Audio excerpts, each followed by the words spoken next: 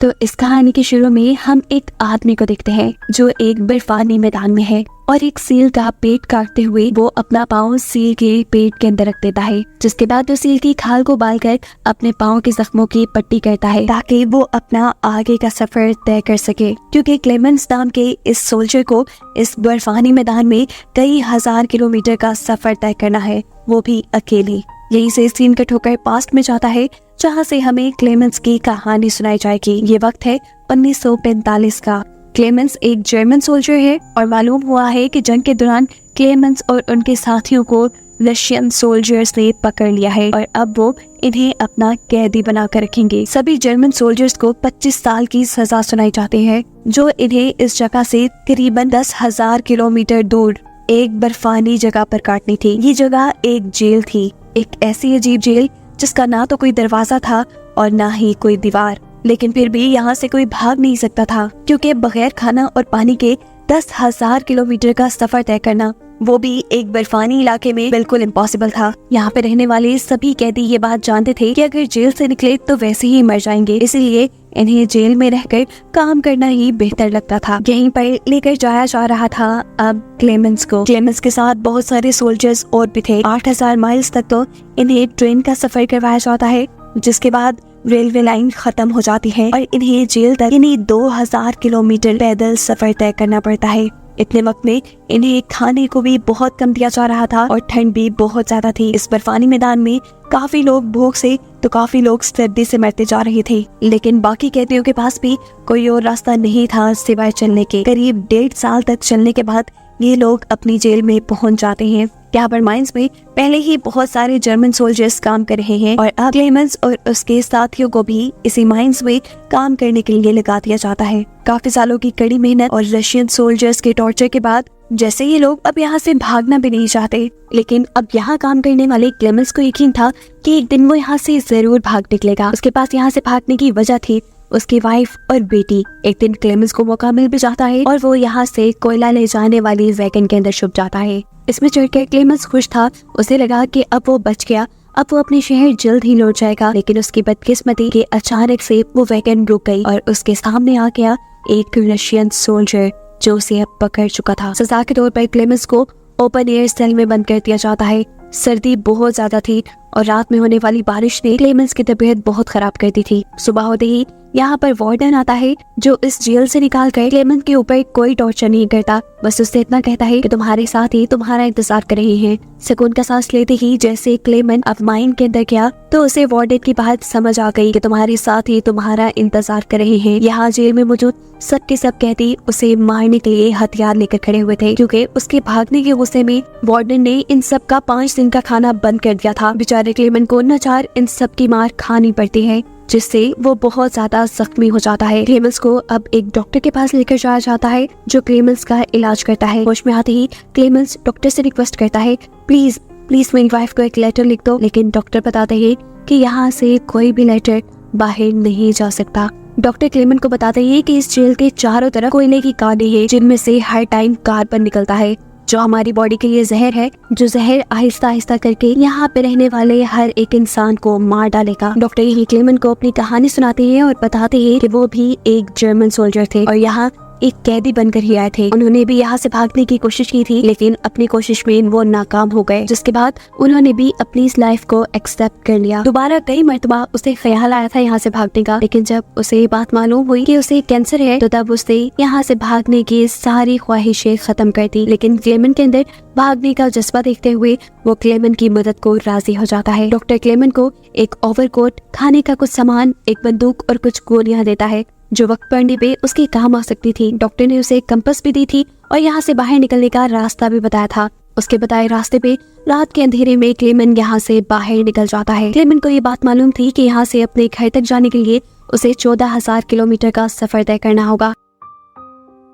वो लगातार चलता रहता है और जैसे ही क्लेमेंस के भागने की खबर वार्डन को मिलती है तो वार्डन उसके बारे में पूछने के लिए डॉक्टर के पास आता है, लेकिन देखता है कि डॉक्टर ने तो पहले से ही सुसाइड करनी थी। उस समय वार्डन कैदियों के पास जाकर पूछताछ करने की कोशिश करता है, लेकिन किसी को कुछ मालूम नहीं था। देखते ही देखते 5 दिन गुजर जाते हैं वार्डन की टीम आसपास का 100 किलोमीटर का सारा इलाका छान मार रही थी, लेकिन क्लेमन इन्हें वहाँ कहीं नहीं मिला था। 100 किलोमीटर से आगे चलना तो एक इंसान के लिए इम्पॉसिबल सा लगता था।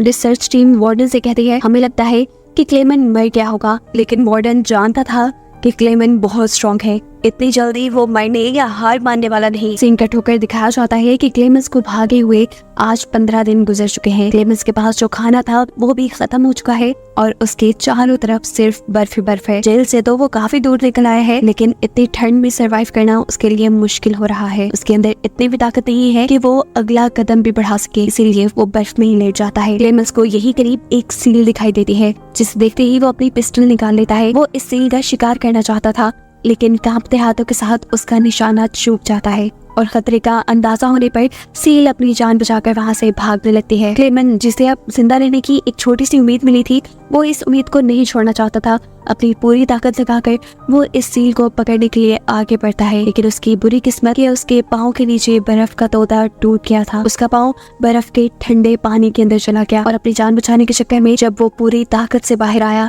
तो उसकी टांग जख्मी हो गई। पाँव में दर्द के बावजूद वो सील के पीछे जाता है और उसे मारने में कामयाब हो जाता है। अब क्लेमेंस का खाने का प्रॉब्लम तो सॉल्व हो चुका है, लेकिन उसके आसपास कुछ भी नहीं है। अपने मेंटल स्टेट को ठीक रखने के लिए वो अपने आप से ही बातें करने लगता है और अपने रास्ते का अंदाजा लगाने के लिए वो बार बार अपने कंपास में देखता रहता है। यहाँ जो उसने सील पकड़ी थी उससे क्लेमन के कई दिन के खाने का इंतजाम हो गया था। साथ ही में क्लेमन ने उसकी खाल से अपनी पट्टी भी कर ली थी। ये वही सीन था जो हमें मूवी के शुरू में दिखाया गया। ये करने से उसके पाँव को काफी आराम मिला और उसे दोबारा सफर करने की ताकत मिल गई। क्लेमन अब हिम्मत से आगे बढ़ता रहा और उसे कुछ ही दूरी पे एकदम से एक दरख्त दिखाई दिया। इस दरख्त को देखकर वो इतना खुश हुआ था जैसे उसे कोई खजाना मिल गया हो। असल में ऐसी बर्फानी जगह में दरख्त का मिलना एक पॉजिटिव इंडिकेटर था। इस बात का सबूत था कि ये बर्फानी मैदान खत्म होने वाला है और आगे जंगल शुरू होने वाला है, जहाँ पर जिंदा रहने की उम्मीद काफी हद तक बढ़ जाती है। खुशी से वो जाकर इस दरख्त को गले लगा लेता है और थोड़े ही यहाँ के चलने पर खुशकिस्मती से उसकी सोच के मुताबिक उसे जंगल भी मिल जाता है। वो यहाँ बहुत खुश था। लकड़ियाँ जमा करके रात में वो आग जलाता है और सुकून से रात गुजारता है। पर अगली रात उसके ऊपर सुकून की थी या नहीं ये कोई नहीं जानता था। सुबह होते ही यहाँ बहुत बुरा बर्फानी तूफान आता है, जिसके चलते एक दरख्त टूटकर उसके ऊपर गिर गया और इस एक्सीडेंट में क्लेमन बेहोश हो गया। उसकी किस्मत अच्छी चल रही थी कि शाम में कुछ शिकारी यहाँ से गुजरे, जिनकी नजर क्लेमन पे पड़ गई और उन्होंने क्लेमन को रेस्क्यू कर लिया। अब सीन कट होकर हमें नए सीन में पता चलता है कि 2 साल का वक्त गुजर चुका है क्लेमन को जेल से भागे हुए। मौसम भी बदल चुका है, लेकिन क्लेमन का सफर अभी भी जारी है। जिन 2 आदमियों ने क्लेमन को रेस्क्यू किया था, उन्हीं 2 आदमियों के साथ क्लेमन दरिया पार करने का फैसला करता है, लेकिन ऐसा करते हुए दरिया में भी तूफान आ चुका था। पानी का बहाव इतना ज्यादा था कि इन्हें अपनी बोट को कंट्रोल करना मुश्किल हो रहा था। ऐसे में एक आदमी बैलेंस बिगड़ने की वजह से पानी में डूब गया। उसे बचाने के लिए क्लेमन ने अपनी जान पे खेलते हुए पानी में जंप कर दी और उसे बचाकर बाहर ले आया।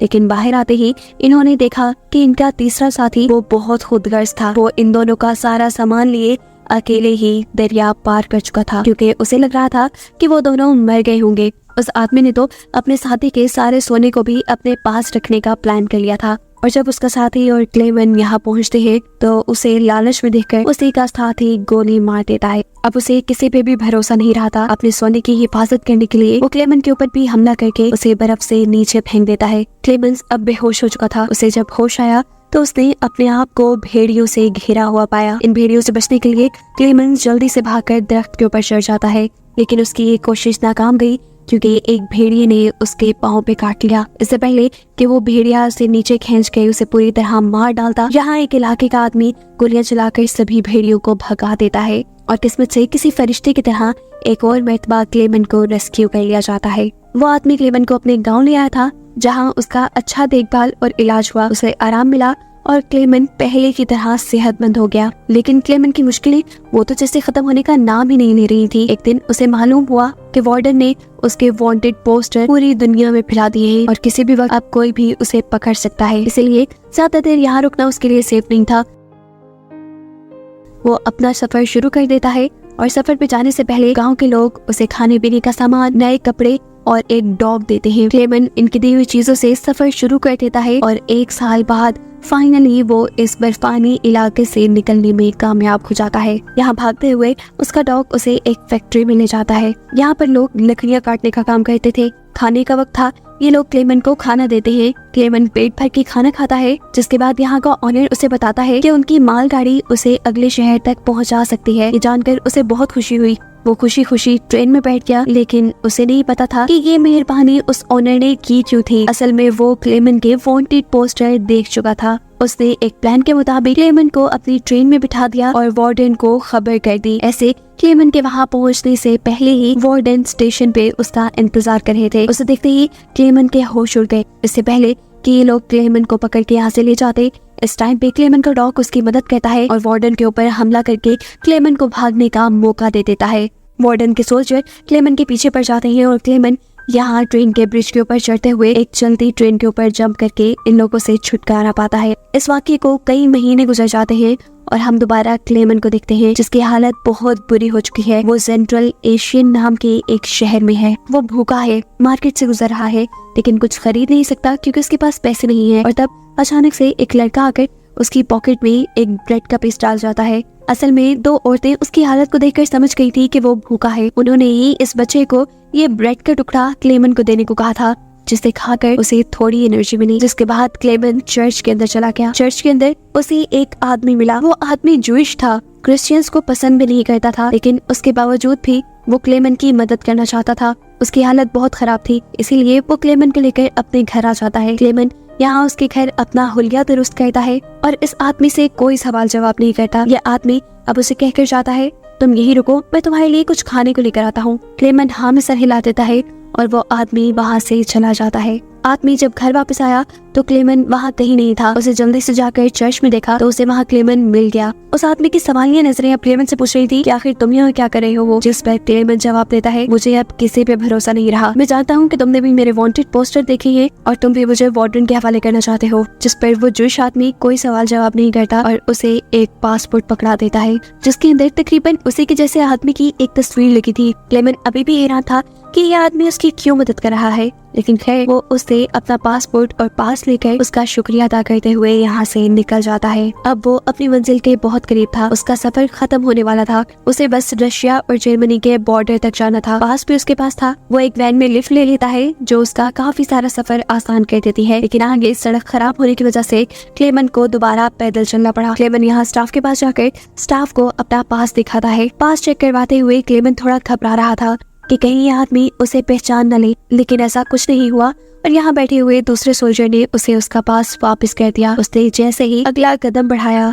तो अब उसके सामने वार्डन था। क्लेमेंट रशिया की हदूद से बाहर निकल चुका था। वो अब रशियन कैदी नहीं था, लेकिन फिर भी वार्डन के सामने से गुजरने में वो घबरा रहा था। उसे वो सारी मुश्किलें याद आ रही थी जिसे पार करते हुए वो यहाँ तक पहुँचा था। बहुत हिम्मत करके वो वार्डन के सामने से गुजर जाता है और तब वार्डन बस उसे ये कहते हैं कि ये लड़ाई दो सोल्जर्स के दरमियान में थी, एक मैं और एक तुम, और इसे तुम जीत गए। जाओ, अब तुम आजाद हो। ये बात सुनते ही क्लेमेंट के दिल से सारे डर निकल गए और फाइनली वो अपने मुल्क यानी जर्मनी वापस आ गया। सीन कट होकर हमें चर्च में बैठी हुई उसकी वाइफ और बेटी को दिखाया जाता है, जिनसे मिलने के लिए क्लेमेंट भी चर्च में आया था। हालांकि क्लेमेंट ने अभी तक अपनी बेटी को आवाज नहीं दी थी, लेकिन फिर भी इस बच्ची ने मुड़कर देखा क्योंकि उसे उम्मीद थी कि उसके डैड ही आए होंगे, और आज उसकी ये उम्मीद टूटी नहीं। सच में इस मर्तबा उसके डैड यानी क्लेमेंट वहाँ पे थे। वो भागकर अपने डैड को गले लगा लेते हैं, जबकि क्लेमेंट की वाइफ भी उसे यहाँ पर देखकर बहुत ज्यादा खुश थी। क्लेमेंट भी इन दोनों के प्यार में इनके पास 7.5 साल की मुश्किलें काट कर